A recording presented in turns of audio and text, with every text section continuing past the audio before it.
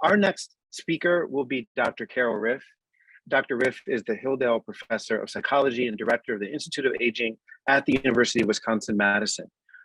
If we're set to go, welcome, Dr. Ryff.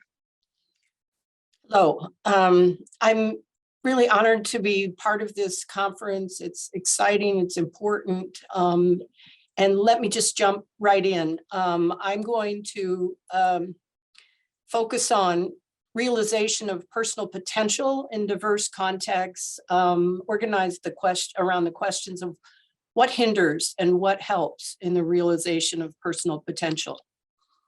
And for me, human potential is very much linked to this integrative model of psychological well-being I developed over 30 years ago in this article that was published in 1989. There's 6 components in this model of well-being, but where they came from is the most important thing. They came from my efforts to bring together aspects from clinical, developmental, existential, and humanistic psychology, all of which had tried to articulate the upside of the human experience. And I was, of course, very influenced by Aristotle's writings about eudaimonia, which are really ideas about personal excellence. This work, as summarized in a review I wrote in 2018, has had a lot of work, a lot of impact and attention, and I will come back to different components of well-being as I go through the presentation. I am also going to be bringing attention to findings from the MIDUS study, Midlife in the United States, which was initiated in 1995 based on a national sample of Americans. We have grown the study over time so that we now have nearly 12,000 people across America in this study, all of whom were aged 25 to 74 at baseline. And a key objective of MIDUS is to understand factors that promote positive health and resilience. The data are publicly available. Lots of people are using the data. This table is on the website organizing publications from the study in many different content areas. And if you click on any of these topics, you will be taken to PDFs of the publications in these many areas. For my presentation today, I decided I wanted to give a lot of emphasis to what I'm calling the historical context in which we are studying human flourishing, human development. And I want to partition the historical context into what we were seeing before the pandemic hit and what we now know in the aftermath of the pandemic. So pre-pandemic, what we were observing in the United States was ever widening inequality. We were also observing the unfolding of the opioid crisis. These together have culminated in something that is now referred to as deaths of despair, increased deaths due to alcoholism, drug addiction, and suicide. And these forces, in my view, are things certainly that are undermining the realization of human potential. And I like to draw attention to people who have made an effort to summarize evidence across scientific endeavors on these themes. So the book Dream Hoarders is really a summary of information about how the American upper middle class is leaving everyone else in the dust. Another book by Carol Graham writes with the question, Happiness for All. It's really a book about unequal hope in lives in America in pursuit of the American dream. The book Tightrope is another example about the bottom falling out of the middle class, framed around a small community in Yaml, Oregon. And then there's the book by Case and Deaton summarizing a lot of demographic evidence on deaths of despair, as I referred to earlier. In the MIDUS study, we have also made an effort to understand health inequalities unfolding around us using our own longitudinal data. And this article provided a review of many such findings, and importantly underscored that links between socioeconomic status and health are often mediated and moderated by psychosocial factors, hence the importance of psychologists being involved in understanding health inequalities and how they are undermining people's lives. One unique feature of the MIDUS study that we drew attention to in this publication is the fact that the study actually encompasses 2 national samples. The first national sample was recruited in 1995. And then in 2012, we recruited another national sample, both national samples of people aged 25 to 74 at the time of initial data collection. These 2 samples were situated on either side of the Great Recession, a major historical event happening in America in recent times. And even though over that period of time, there was population level gains in educational attainment, the refresher sample, which came after the Great Recession, showed worse economic situations, poorer health, and lower well-being compared to the baseline sample. A similar publication from the MIDUS study continued this tale of underscoring increased levels of psychological distress, lower well-being measured in terms of these various indicators in this graphic. And again, what we're looking at here are the differences between the pre and post MIDUS samples. And the important part of this publication was to underscore that these losses in well-being and increments in ill-being are concentrated among low SES individuals, measured in this study with a composite of multiple indicators.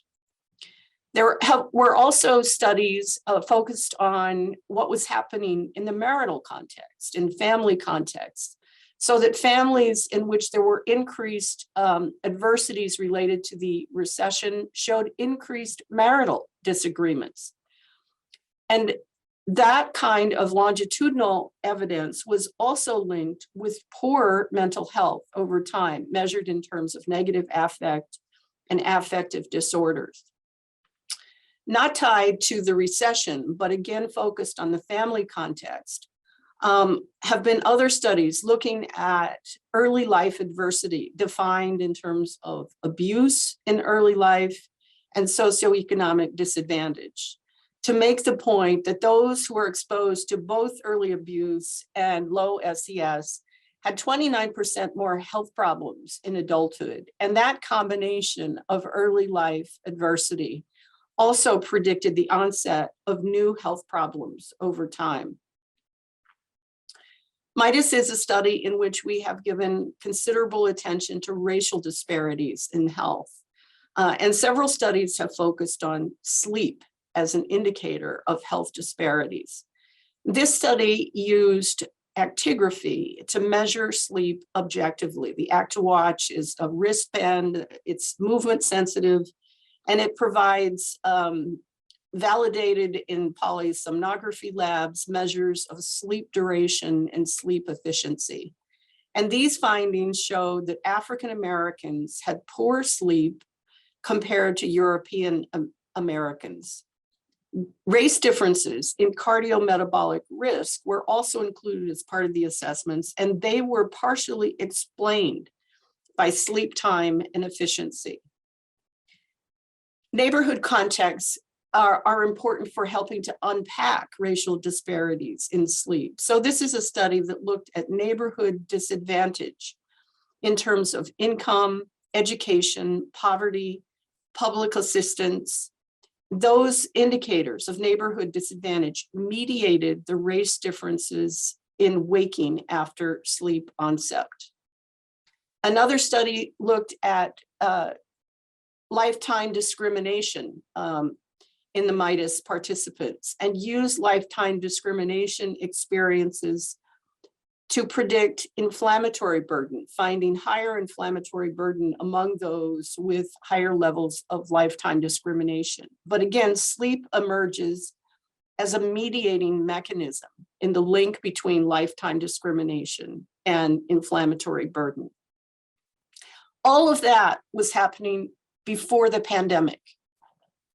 So the pandemic enters in around 2020, and we know we've all followed the unprecedented evidence of illness and death, but also the unemployment, the loss of health insurance, the homelessness, the food lines, the systemic racism. We all watched it unfold around us. Really a horrific moment in the history, not only of this country, but of the world.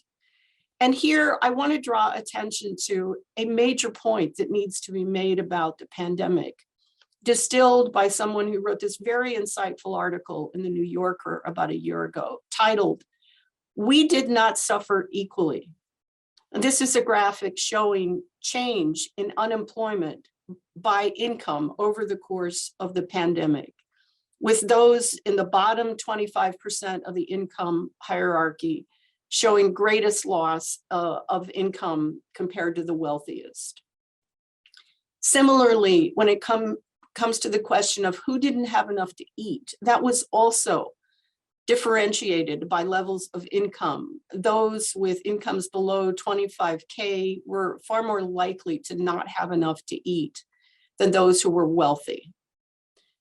The percentage of those who were able to stay home also differed by income, with far more people in the wealthiest segment of the income hierarchy staying home compared to those in lower segments of income. Many people during the pandemic were home with their families, with their children who were not in school. And these analyses were focused on what was the progress that was observed in online math coursework as a function of family income. And what we see again here is that there was less progress in online math coursework at home as a function of being in the bottom versus the top 25% of the income hierarchy. Published recently are these findings in the PNAS from the state of Indiana.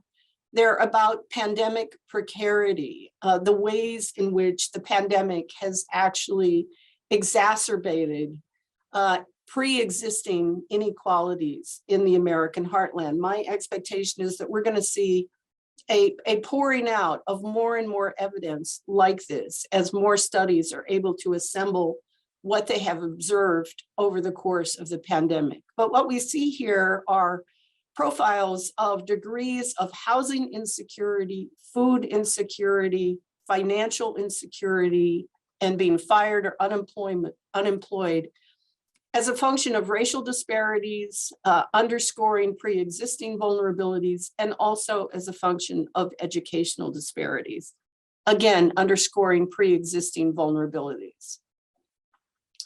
So in my view, I think some critical questions we all need to be considering are these: are the combined challenges of inequality and the pandemic, something I've written about as intersecting catastrophes, now undermining the human potential of many people in our society? One could even go so far as to say, has human development become a kind of sequestered privilege that is occurring among advantaged segments of society?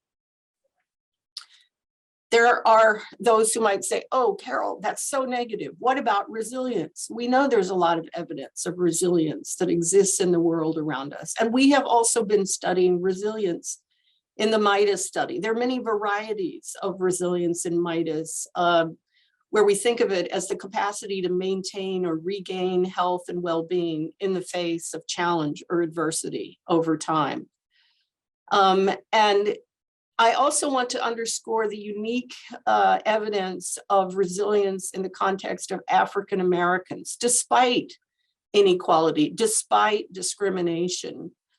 Here are two publications, one from the MIDUS baseline data, another from subsequent data published by Corey Keyes, underscoring the Black-white paradox in health flourishing in the face of inequality and discrimination. Essentially, the message is we find that minority compared to majority status is predictive of higher levels of eudaimonic well-being in the MIDUS sample. The MIDUS sample has also been in place where we have looked at the role of well-being as a protective resource for health among the disadvantaged. So this was a study that looked at interleukin-6, a marker of inflammation that is involved in the etiology of numerous disease endpoints indicated in this graphic. And the bar graph first documented something that was already known from the prior literature, which is that people with lower levels of educational attainment tend to have higher levels of interleukin-6. But this educational gradient in IL-6 is moderated by psychological well-being, which was the real news in this publication, namely that high well-being protected against higher levels of IL-6 among the less educated. There's also interesting work in MIDUS underscoring resilience in the context of early life adversity and the way in which it might predict metabolic syndrome in adulthood. So metabolic syndrome is basically measured with these four components, and the bar graphs basically show that parents' educational attainment was predictive of the number of components of metabolic syndrome individuals in the sample had in adult life, as well as whether they met criteria for metabolic syndrome as an outcome. But importantly, and I said this incorrectly when I started this study, that the key thing here is about the degree to which maternal nurturance was protective against metabolic syndrome, even among those who had less educated parents, if they had a mother who was high in maternal nurturance. And that's what these interaction effects show, that high maternal nurturance protected against metabolic syndrome among those with childhood poverty. MIDUS and numerous other longitudinal studies of aging are now telling tales about purpose in life, a component of eudaimonic well-being in the model that I developed decades ago. And this is a graphic that is a newsletter we created for the general public. It's on the MIDUS website. You can read it if you're interested. It's multiple pages. We also send it to members of the sample to show them what their contributions are helping us learn. But what we first do in this newsletter is define what purpose in life is, and then we examine what does the scientific evidence tell us about how it matters for health, measured in terms of how long people live, whether they are at risk for Alzheimer's, cardiovascular disease, inflammation. And we also summarize evidence about activities that nourish purpose in life, such as volunteering, social connection, work engagement, and religion. This recent publication looked at sense of purpose in life as a factor that reduced the likelihood of future illicit drug use in the members of the MIDUS sample. Nonetheless, I'm here to propose a concerning question that I think we all need to attend to, and that is whether resilience may become actually less likely going forward given the historic challenges that many now confront. This is advocacy for human development research that takes the historical context seriously. And there are reasons to believe that some of these psychological resources can actually be undone by major historic challenges. So this publication actually looked at the magnitude of hardships people experienced in the Great Recession. You can see the components of things we asked about. Those things happened with higher degrees among the less educated. They were predictive of poorer health outcomes.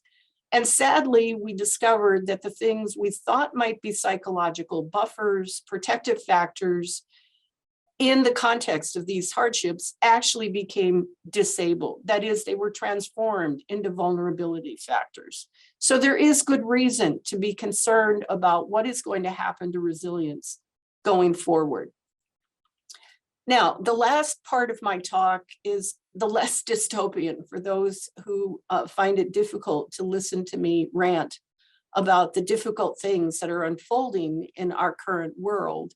And so here I want to draw attention to forces that might nurture the realization of human potential, beginning with just the sheer opportunity for education and knowledge as an enabling requisite of human potential. And then I'm also going to draw attention to encounters with the arts and humanities, which are receiving increased attention in health research. This work is linked to an essay I wrote for the Mellon Foundation a couple of years ago, linking education in the arts and humanities to lifelong well-being and health.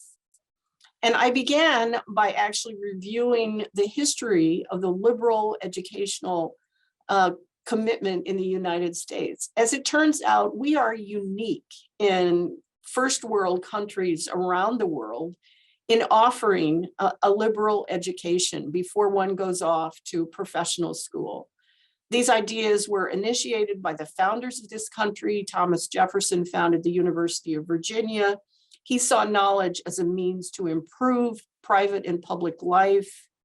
I love Benjamin Franklin's observations about the idle students at Harvard, whose education he thought taught them mostly how to carry themselves handsomely and enter a room genteelly. He was critical of inherited privilege that cemented unearned advantages. Emerson wrote about the importance of a broad education for nurturing self-reliance. But my favorite quote is from W.E.B. Du Bois, who wrote about the capacity building dimensions of liberal learning, stating this: education is for human development, human freedom, not the molding of an individual into a being who can perform a particular task. So in recent years, I've become very interested in the ways in which the arts might actually promote human betterment, and many people have written about these kinds of topics going all the way back to John Dewey. I can only briefly highlight some of these things in the final part of my talk here.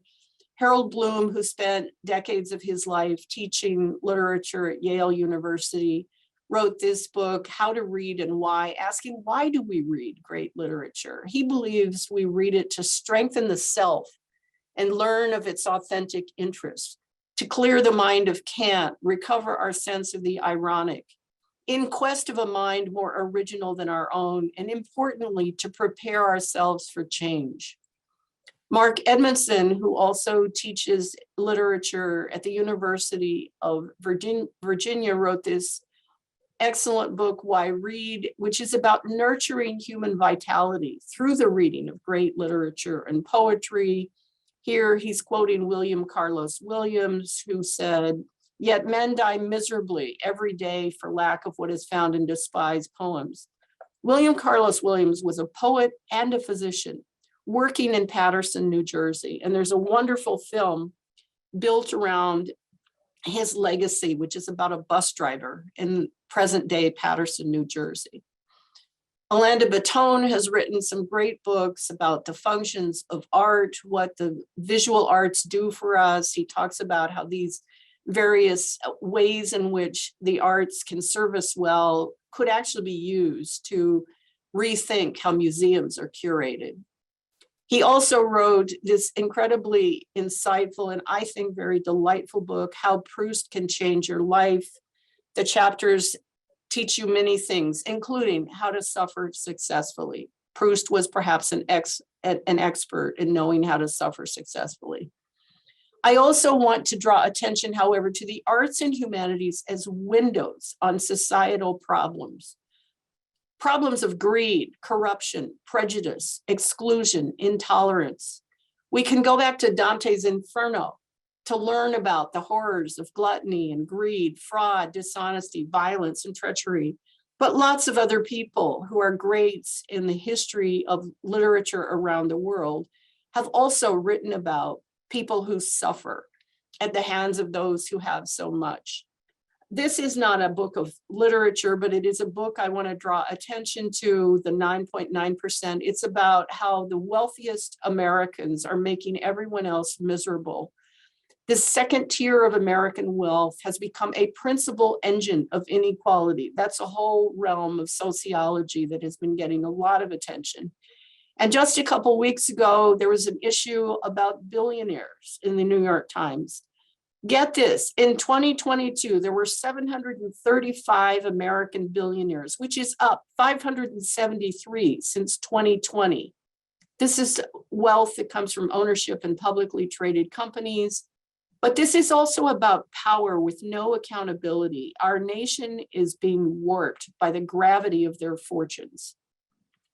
If we go back to literature, we can thank Charles Dickens for actually bringing some of the horrors of the French Revolution to mind in this book, A Tale of Two Cities, which was about the frightful moral disorder born of unspeakable suffering, intolerable oppression, and heartless indifference that culminated in the French mobs, the guillotine, the bloodbath of class retribution, with Madame Defarge, the tigress, sitting over the whole thing with her deep sense of wrong.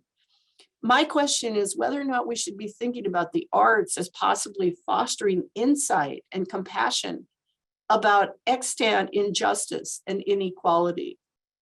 I would also note this wonderful book called Call Me Zebra. It won several awards. It's about the plight of refugees, a family forced to flee from Iran by walking to Turkey.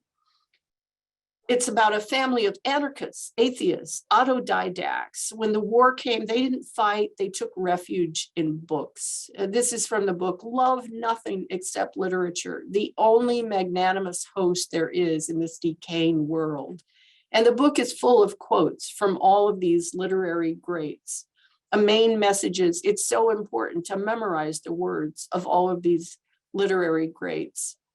And I would just note these recent books that were also made into film. Nomadland is essentially about a segment of the US society, middle and older aged adults who basically lost what they had in the Great Recession. They become these itinerant nomads working largely in Amazon sweatshops, leading very difficult lives. Angie Thomas's book, The Hate You Give, about the endless murders happening by police, killing Black youth, made into a film. I mean, these are things that we all need to be, I think, thinking about as, as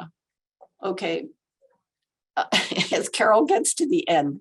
And so I am at the end. And I had a hard time figuring out, how do I want to end this bizarre talk? I think first I want to apologize for the whiplash of, veering from negative to positive things, for whom and in what context are all these difficult things happening. My concerns about whether resilience is going to become a luxury, but I do want to end with my love of the guiding ideal, the guiding idea of human development, the realization of personal potential, which is so beautiful. And is something that we all need to be committed to in whatever work we're doing here. Thank you. Thank you so much for those remarks, Dr. Ryff, and absolutely no need for an apology. We appreciate you sharing your remarks, your work with the MIDUS, and even pushing us in the direction of other work that we might want to check out that's relevant to the ideas that you shared. So thank you so much for that.